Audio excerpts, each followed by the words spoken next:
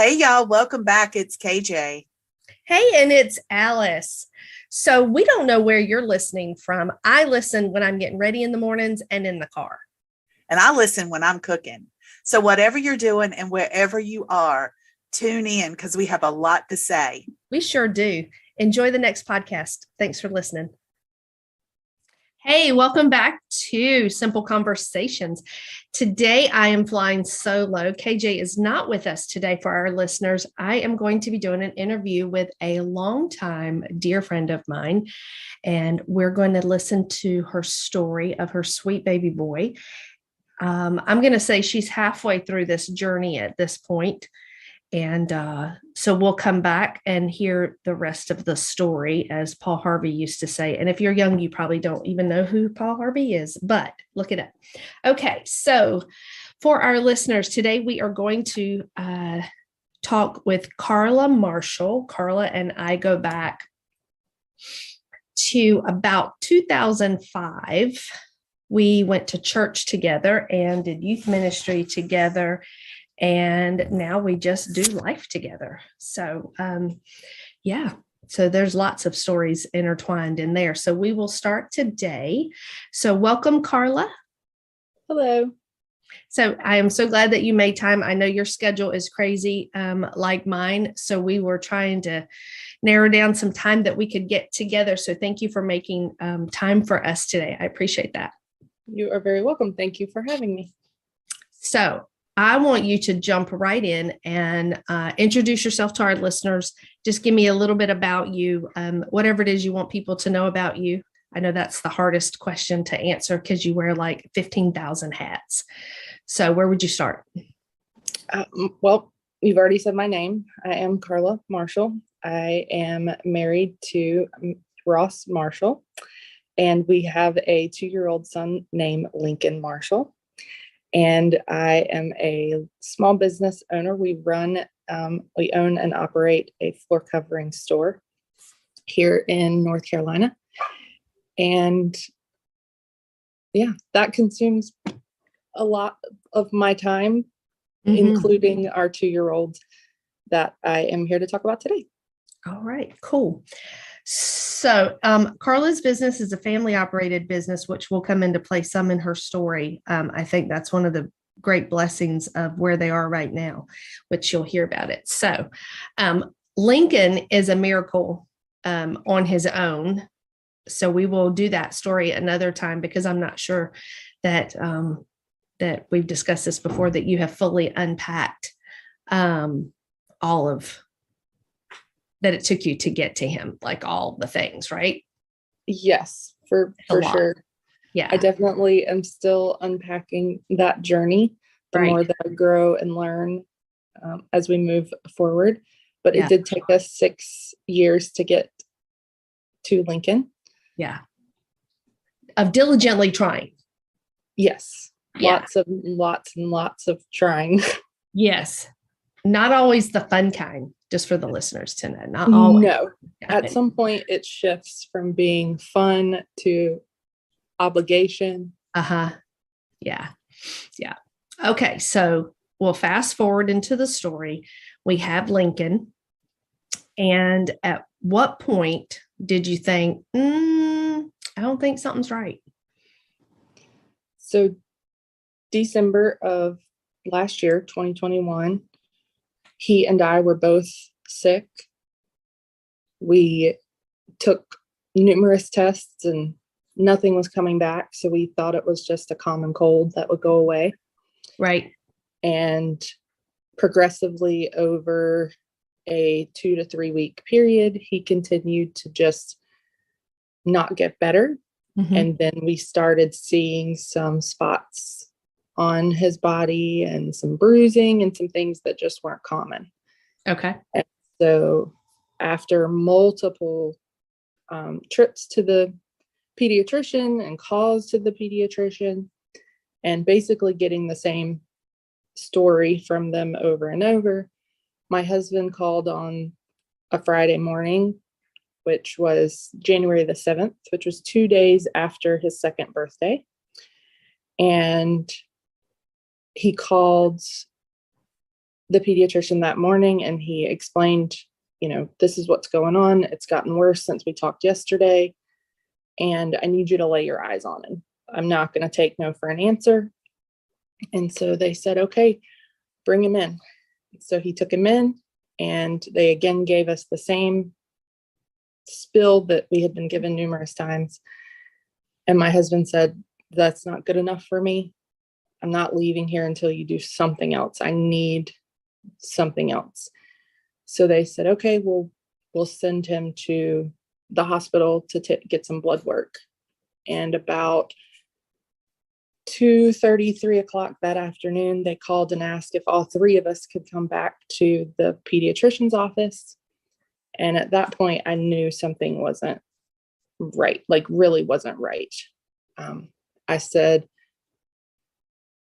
can I just come, does it have to be all three of us? Can it just be one of us? Because we do own a small business, and we own and operate it. And so it's just us there. And so we knew we were going to have to find somebody to, come there or shut the door.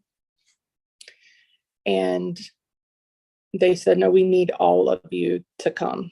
Mm-hmm. And so I left like right in the middle as soon as possible. So I left right in the middle of stuff. Like I left stuff sitting on my desk. I didn't pack up anything. I thought, I'm going down here. They're going to give me some news, prescribe something, and then, we'll be right back. As soon as we got there, they brought us in, and they brought us in like a back way. They explained, we're going to bring you in this back way. We need you to make sure you have your mask on. We don't want you to encounter anybody as you're coming in, which is a little freaky, right? Yeah. Your mind's just going, oh my gosh, like what's happening, but we've lived 2 years at this point in COVID. His entire childhood existence has been in quarantine. And so we went in, they took us into an office, and she said, your labs have come back, and we're pretty sure that your son has leukemia. Wow. And so, of course, huge gut punch. Right. And she's like, I'm going to give you a couple seconds. And I was like, thank you. And I had to like just kind of swallow and just sit there. Right. And started crying. And I'm like, I know it's appropriate to cry. And she's like, do you have any questions? And so I said, where do we go from here? And she said, well, basically, we've already called Greenville. We have to get you to Vidant, which is now ECU Health. We have to get you there as soon as possible. We have to get your son an antibiotic as soon as possible. And the only way to do that is to go through the ER at Carteret. And she said, we've already called them. They're prepared for you. They know you're coming. And so just, you go there, and then they're going to transport you to Greenville. So there was no going back to work. There was no, what we thought was, I don't know what we thought, but everything was just, it was left. Right. So from the doctor's office, we went over to Carteret to get the antibiotic. Mm-hmm. Do you want me to tell that whole story? Look, you tell as much of the story as you want to, because I know that someone who's listening is going to be like, oh, wow, like they're going to relate and not feel so alone. So at this point, it had probably been 45 minutes to an hour since they had contacted Carteret to let them know they were coming. They had indicated that when we got there, that Carteret would have a protocol, if you will, for us. And so I went inside, and I tried to, through the tears and the shaking, so much emotion, exactly, explain to the lady who I was, and that my son was in the car, and that they said we couldn't bring him in, that we had to go, we needed to know what door we were supposed to go through. And they were like, I don't know who you are. And so she said, let me go get somebody else. So she went to get somebody else. And as I'm explaining the story for the second time, the phone rings and it's somebody calling from the back explaining that we would be coming. And they said, well, I think that she's here in front of us. And so the ER was packed. Right. And with COVID, like tons of COVID patients, they were lining the walls. And they were like, we have no way to bring you in here except for to walk you through this, this ER full of sick people. And to back up to his labs, his numbers had come back, his blood numbers had come back so low. So at the time that his numbers came back, he had 3 platelets. And I think his hemoglobin was like 0.5. So what are normal levels look like? So normal platelets are 150. That's the low end. And normal hemoglobin is 11.5. And so he had nothing.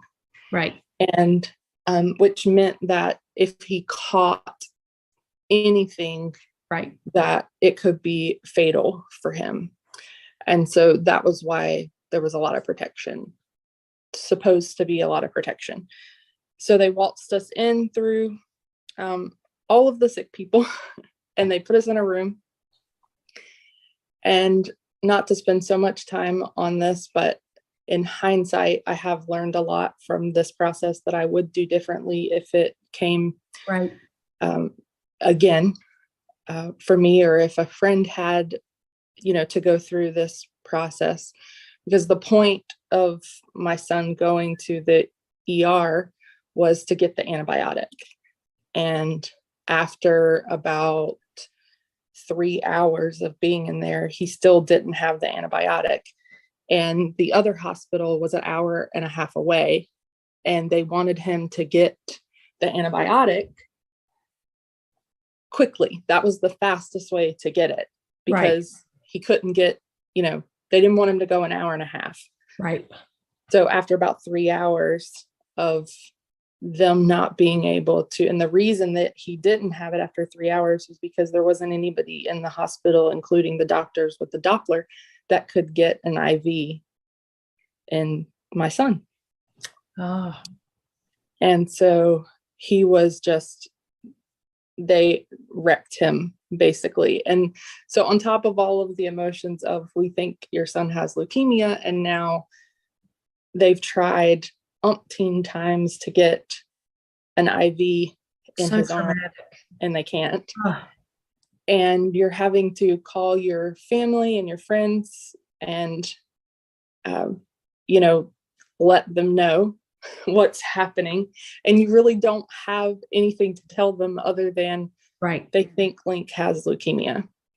And our friends and our family are amazing. And a lot of them came and just sat in the parking lot because they were like, there's nothing we can do, but we just want you to know that we're here and that we're close and we just want to be here. And so they sat in the parking lot for hours in their cars. And I think they even ate dinner. Somebody went and got food and brought them food.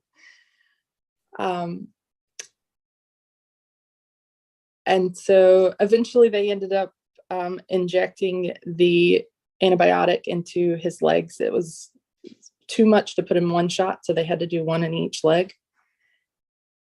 And eventually somebody put their foot down and got us out of there, and we took off to the hospital in Greenville. Now, did y'all drive yourselves or did the ambulance take you? We were transported. Linc and I, it was actually not an ambulance. It was a local transport company. Okay. And who our friend happened to be the dispatcher for the transport. And so when he got the call, he was a little freaked out because he was like, why is this name coming through on the transport? But those guys were amazing. And So Linc and I went in the transport, and my husband Ross went home to pack a bag, and they said pack for at least a week. That was what all they said. Right. And so he came here and with my friend, and they packed some bags for the unknown. When we got to Greenville, completely different story. Right. In hindsight, and I can't say that this would be the case for every family that would go through this, but I would have driven straight to Greenville and never gone through Carteret. the local ER. Right. Here. Just weren't equipped for what you needed. No, and he didn't get it right as quick as they thought anyways. As soon as the doors opened to the hall where he was going to be for the next week, there was a lady who I would later learn was Miss Heather, who is an angel. And she stood up from behind a desk and she said, I think the room number was like 325. And the guy said, yep. And she said, right this way, I'll meet you in the room. And they took us in the room and I sat down on the bed. And I walked around the bed and sat down. And when I turned around, there was 3 doctors and 4 nurses already in the room. Wow. Like they had been waiting for us to get there. And this was, by this time, was like 10 o'clock at night. So it wasn't like not just in regular. the middle of the day. Right. Yeah, we're exhausted, but these people stayed, right. Or they were called, some of them were called out of their bed to come back to the hospital to be there when we got there. And they said, we need to get access, which is getting the IV in your son's arm. And Miss Heather, she looked at me and she said, you don't have to be a part of this process. We know what we're doing. We can take him in the treatment room. She said, he is going to scream. You're going to hear him, but we will not poke him if we don't know we can get access.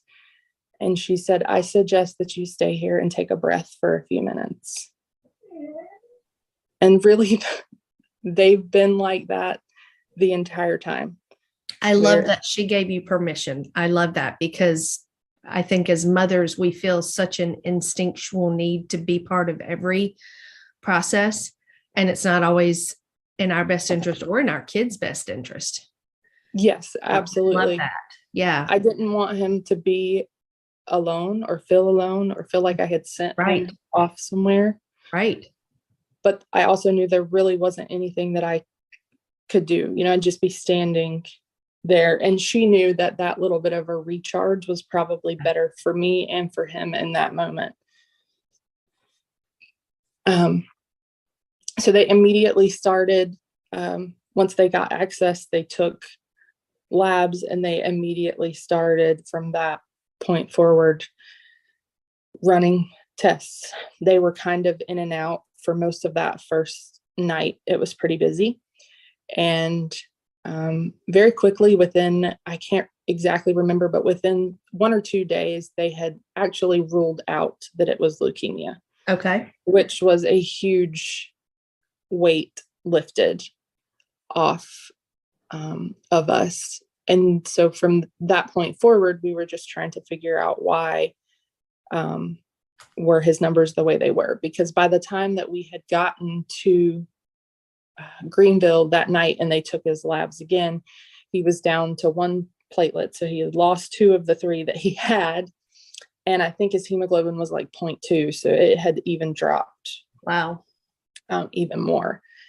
And a few days later, with tests, the doctor called us in for a family meeting. We went down the hall and into a conference room, and literally there was 10 support people from the hospital. The chaplain was in there, the caseworker was in there, there was doctors, there was nurses, just all these people surrounding you, they're wanting to help you. And she explained that they had come to the conclusion that Linc had aplastic anemia, which is bone marrow failure. Okay. And that is the reason that all of his blood levels were so low, because his bone marrow wasn't working and it wasn't making any of it on its own. And they allowed our parents to be videoed in for that. They allowed, and they were very happy to have them a part of the conversation. And they've been very welcoming and happy that our parents are so supportive of, us and the process, and that how involved that they are. And we're grateful that they allow them to be a part, because this is definitely not something that, I don't know how people that don't have good support systems go through this. Right. How common is the bone marrow failure? Do you know? I don't know the percentage, but it's very rare. Aplastic anemia is a rare disease, is how they expressed it to us. I should have probably looked that up before we started talking, but no, it is a very rare condition. And the good thing is there is a cure for it. And the cure is a bone marrow transplant. So they explained that to us that day, that they were going to, now that they knew what it was, that the next steps were to see if they could figure out where it came from. So meaning, was it bacterial? Was it viral? Something viral that brought it on? Was it genetic? And so they started running tests to figure out where it came from. And we never, to this point, have really been able to figure out where it comes from. And that's a big issue with aplastic anemia, is that a lot of times they don't ever find out where it came from. And so that's also a big challenge in like trying to find ways to prevent it, or treat it, diagnose it, or things like that, because they don't know why that it happens. So initially there were 2 genetic markers that came back as potential reasons, but his 2 particular genetic markers that came back were not commonly seen together, and not commonly specifically attached to aplastic anemia. And so they didn't think that was good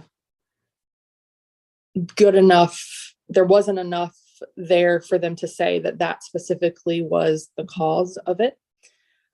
There were some other things some other diseases that were potentially attached to those. So they did their due diligence and they checked on those things as well, and didn't find anything. Good. So they pushed to move forward with a transplant, which we will do with UNC Chapel Hill, if it comes to that. After meeting with UNC Chapel Hill, they recommended, and our doctor also consulted with Duke, and they agreed that Linc try a immunosuppressive therapy that sometimes works to restart the bone marrow. So it's a 12-week process. It's kind of how they run it on a 12-week schedule. And so it starts with a week of chemotherapy, which is done in the hospital, which really just kind of immunosuppress. It's to suppress his immune system even more. What little bit that he has, it suppresses it even more. And then he takes a medication twice a day for that particular therapy. It started, I think, for 30 days. We took 2 medications, and then after 30 days, we just take the other medication. And they run it on a 12-week scale, because normally if it's going to work, it's going to work within a 12-week period. And so that also would put us in from the time that we started it, it was going to take about 3 months anyways to get things rolling with the transplant. And so they were like, there's not really much of a risk in doing this. Right. And we're not losing any time. It's not causing us to push the transplant back. So we'd like to try this in the meantime. So we have been doing that now actually for 14 weeks. We finished the 12, and we met with UNC again, and they do have a donor for Linc for transplant. That's amazing. I'll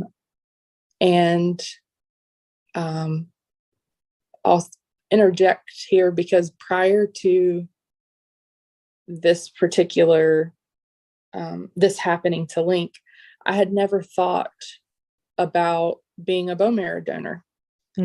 And, I almost felt like guilty when they first were telling us about it, because I'm like, I haven't done this, and yet I'm going to ask somebody to do this for, not that you being on the registry says that you're ever going to get called. Right. But I need to rely on somebody else for this. And I've never considered it that this was a thing. I didn't even realize, for whatever reason, that it was a thing. My husband and I have both given blood before. Right. And I have been a recipient of blood after his birth. I had to have some transfusions. And so I know, how important that is. And I had never considered bone marrow being a donor. And so I asked them immediately. I was like, if we can't help our son, can we be, I was so naive to the whole process. I'm like, can we be put in a database to say that we'll help somebody else's child or another person? And so they explained how it all works, and that it's a database, and it's a simple cheek swab that you can get. They send it right to your house. You swab your cheek. And it does have an age range. I believe it's between 18 and 44 is the most optimal time to be a bone marrow donor. And so we're getting closer to the top end of right. that. So we don't have that much longer, but it definitely is. We definitely want to at least give this last bit of time if we can do this for someone else. And so people ask us all the time, what can you do to help? And being a bone marrow donor may not directly help, Linc. Obviously, I just mentioned they have someone specifically picked out for him if it comes to the transplant. But it will help somebody else. And so that is a way to help. And also, he currently gets blood products 2 times a week. And especially during COVID, there was a large national blood shortage. Right. And so I can't imagine if somebody was in a hospital or somewhere that shortage affected them in this way, if they walked into our room and said, your son needs platelets, but we don't have any. Right. And so that definitely is a way that everybody can be involved right. in helping in situations like this to give blood or be on the bone marrow registry if you're within that age group. So for our listeners, I will include a link to your Red Cross and as well as the bone marrow transplant database thing for you to look that up as well. I'll include that in the show notes. So tell me now, what does life look like for you now on a weekly, daily basis? Keeping him safe, still trying to run a business. Like what does life look like? So we go to Greenville, which is about an hour and a half away, twice a week. We spend basically the day there twice a week at the hospital. And those people, I cannot say enough about everybody that works there. We absolutely love all of them. They are angels, and they treat Linc like he is king. But we see them 2 days a week.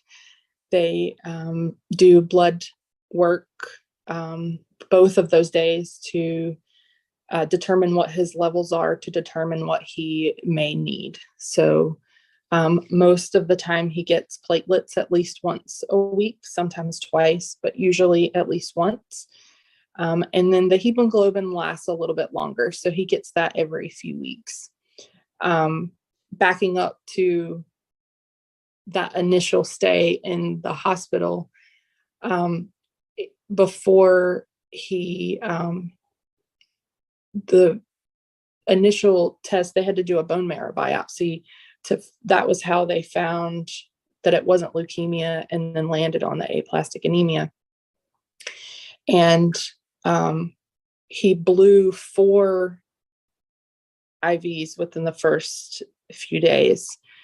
And that was excruciating to Miss Heather that I mentioned earlier. I remember it was the night before he was going to go into surgery, actually, to have a Broviac port installed into his chest. And it was in the middle of the night, and he blew that 4th IV, and she just stood there and cried beside his bed. And so he had this Broviac port installed in his chest, and that is now how he receives all of the blood products or any kind of IV medication that he gets. Everything goes through that port. And when you say blew the IV, what does that mean? So it blew the vein. Okay. So that line was no longer able to be used. And so then they would have to find another spot to put that in. Oh, I think we hear him. For our listeners, I think that's little Linc. He just got up from a nap. Can you say hello? Hi, Linc. Hi, How are you? that's Mommy. I know, I see Mommy.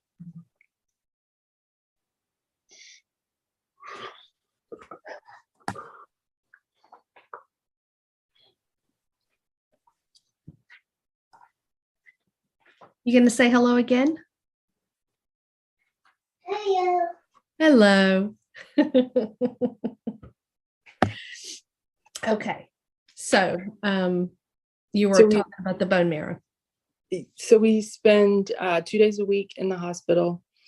The other time we basically spend like COVID. We spend the time at home the majority of the time, because we have to keep him isolated to one, for him to not get anything, because he doesn't have an immune system. So we don't want him to get anything, because it can be so much worse on him. Right. Over the course of the last 6 months of going through this process, we've spent several weeks in the hospital where he was running very high fevers that we were never able to explain, but just anything can set him off. My husband Ross goes into our store with my father, and I work predominantly from home. And my amazing mom or mother-in-law will come on the days that we're here during the week, and they alternate and come and stay and help to keep up with him while I try to get some work done.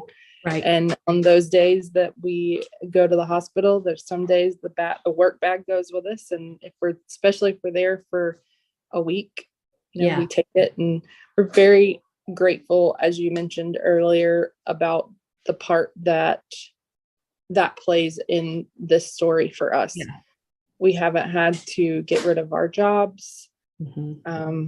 My dad has stepped up in a big way to take on the store when both of us can't be there. And everybody to this point has really been so kind to accommodate the fact that we're running shorthanded. I remember a conversation that you and I had when the weather was just starting to get nice, and we were discussing how you had to even be so careful to let him play outside as much as he loved to be outside, because things that you and I would not be susceptible to, things that you didn't even think to know about, could cause harm. Oh yes. Like we actually bought him one of those turtle sand pits. Mm-hmm. And put clean sand in it because he liked to get out in the sand. And so we were like, we've tried to be mindful and think of these ways that we can still allow him to be outside. Right.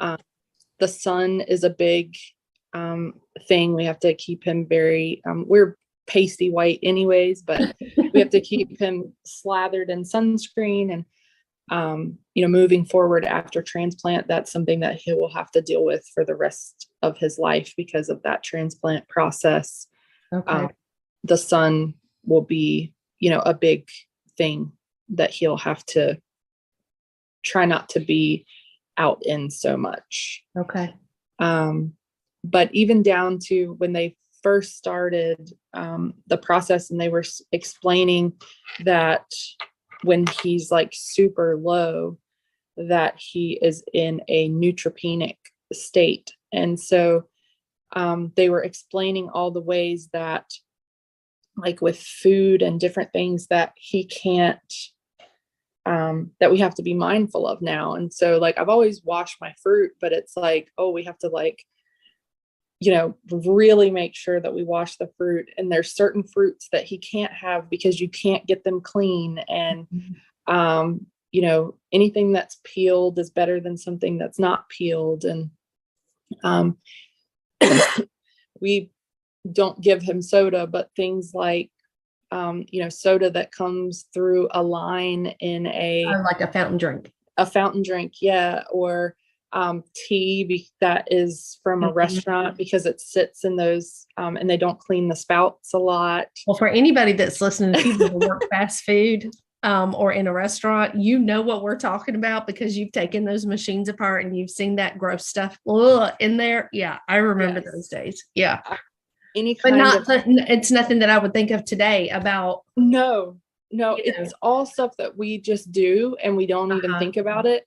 And so things like ice cream from Dairy Queen or McDonald's, because it's in a machine, it's not like handmade or whatever. Right. Things like sandwich shops where everything's sitting out, buffet stuff where stuff is sitting out. I have a friend that is just obsessed with sanitation grades. Because she's worked in the restaurant industry for a really long time. And we can just say Michelle. We all know it's Michelle, right? Michelle. Hi, Michelle. I hope you're listening. She got me obsessed with sanitation grades. And so, but now it's like, I not only look at the sanitation grade, I look at like what the, the reasons for the sanitation grade. Right. And which is crazy because it's things that, I never thought about it before, yes, I didn't want to eat at a restaurant that had like a C rating. Who wants to do that? But, Linc can't eat anywhere that's 95 or below. Like it has to be 95 or above.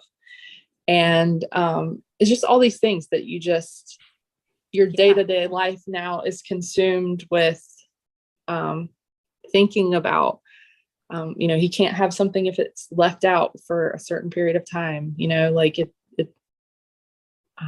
stuff that we normally would just be like, well, slide it over there. If I want it in 30 minutes, I'll come back and eat it. You can't have that anymore. So that's what our life looks like now. That's kind of what it is consumed with, but we do have a great support system. And so really, as like tough and focused as it is, we're very grateful for everybody that has stepped in to because we really, if our parents come around Linc, they have to wear a mask. And we just don't really allow him to be around anybody else. Like he's only around the people that we have to allow him to be around for our family to survive, basically. So tell me, how are you and Ross doing with all of this, and how are y'all together? Because it's a lot of stress, it's a lot of tension, a lot of emotion. And so I know if we don't regulate emotion and discuss it, then instead of being a team in something that's so high driven, then we can often turn that towards each other, against each other. So how are y'all doing? I don't want to say great, because that just sounds too good to be true. And it probably is. But we had been married for 15 years when we had Linc, almost 16 years. And it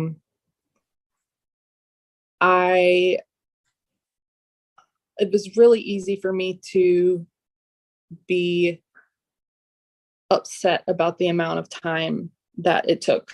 When we got married, we kind of said that we wanted to spend about 10 years together, getting to know each other.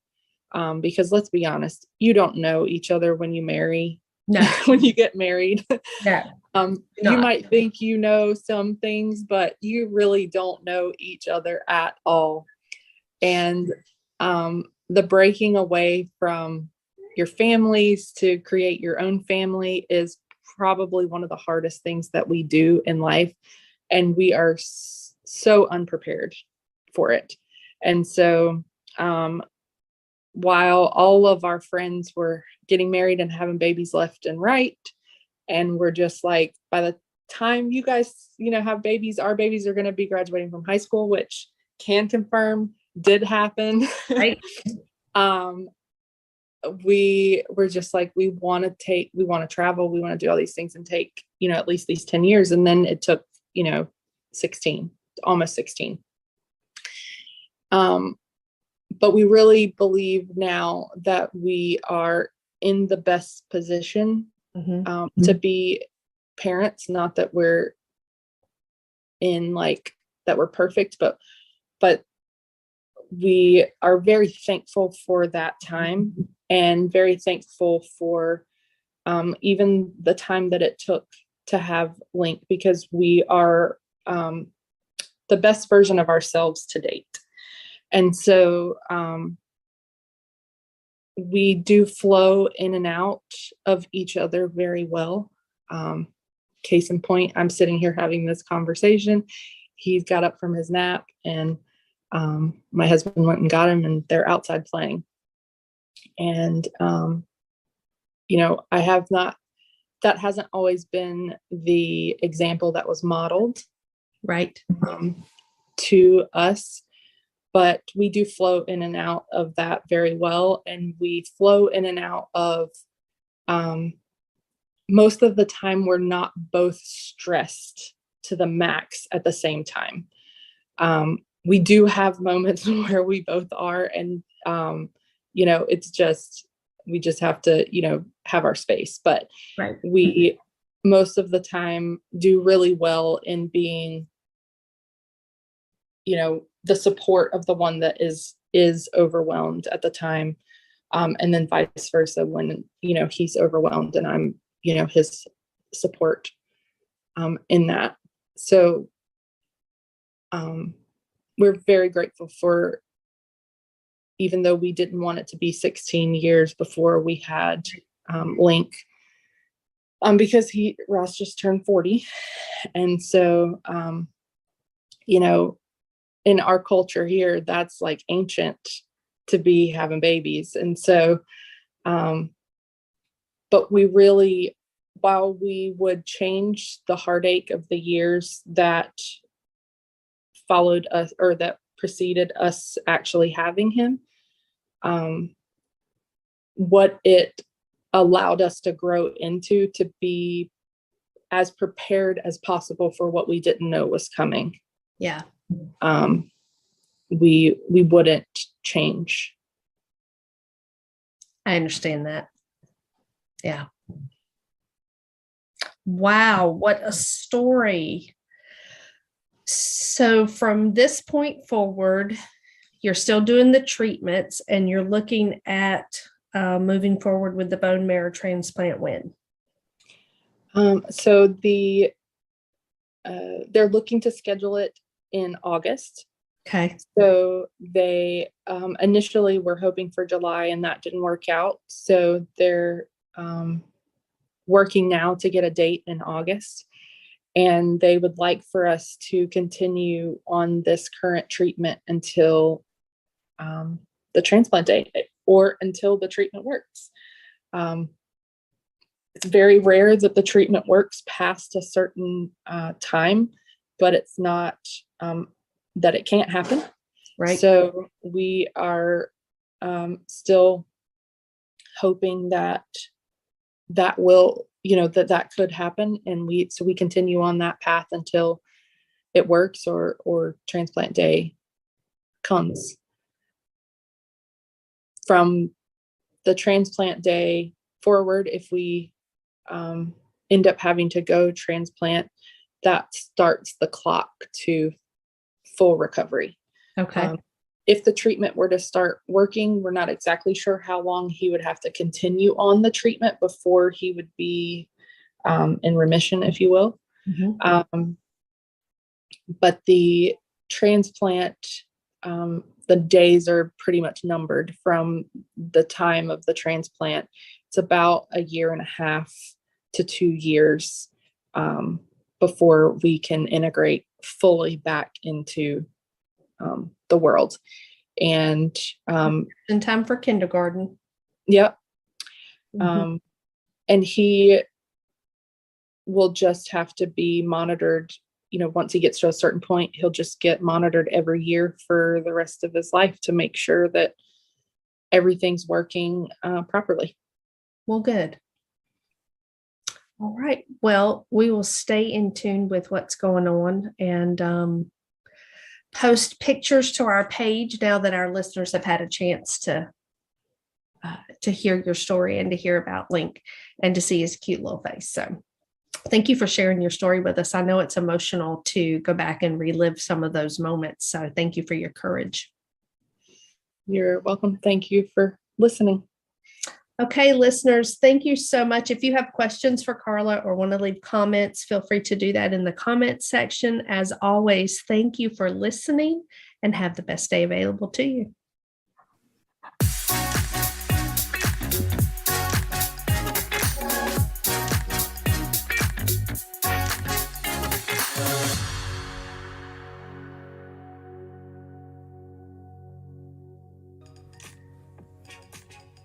Hey, you guys, we just want to say thank you today. We want to thank our listeners and those of you that have subscribed to the Simple Conversations podcast. Friends, thanks.